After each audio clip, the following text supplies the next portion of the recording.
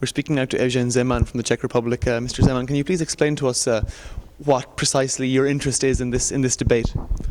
Debate is very interesting because after introducing these flood directives, I think we a little bit changed the field for the work.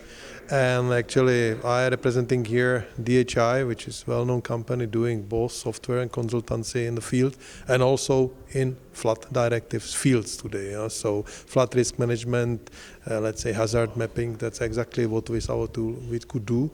And simply, I could say we do it 20 years. But now it's very good, and that's actually my answer on your question. Simply, that was done many times in not very synchronized way, not integrated way, and we saw that, but we could advise. Now we have some sort of little bit more structure because there is a flood directives, and people start to speak with the same, I would say, dictionaries, same words. They start to understand what is behind that, and I think also these type of discussions very much helps this. What other type of subjects came up today that will help you or affect you in the work that you do? There were several interesting inputs because people here really are key in the field and they can share the experience. My feeling actually what was quite interesting, let's say looking at these, let's say connection rural and urban. I think it's one of the things which is not, let's say, discussed so much. And as I all the time say, if the flood comes exactly at the design flood level, the city will be most likely flooded anyway.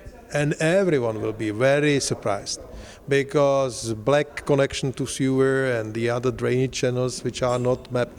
And 2-3 colleagues actually here mentioned exactly this, as they mapped the risk at the site. And I think if it is not done, that could be a lot of enormous investment done. And still at that opportunity, simply you can get flooded the city. So simply that's why you did it. And small details. Do you think the Water Framework Directive and the Floods Directive and the way they relate to each other, do you think that provides the tools to address issues as the one you just mentioned? Yeah, I agree. I think we were quite, let's say, negatively surprised when we read first Water Framework Directives, that we saw there only 2 lines in all this document about floods, and especially countries like Hungary, Czech Republic, Poland. We were wondering because in our water management planning in the past, floods were all the time very important part. And we got information, I got information from those days Brussels people, that it's not necessary to do it because we cannot impose and we cannot, let's say, force every EU member to do flood regime. 10 years ago. After 10 years, maybe different people, maybe same people, they say we need directive. Why? Because we had a really decade of floods and it was clear. And what Ronnie Falconer said today, it doesn't mean that if you have no historical record in your city, that it cannot happen tomorrow.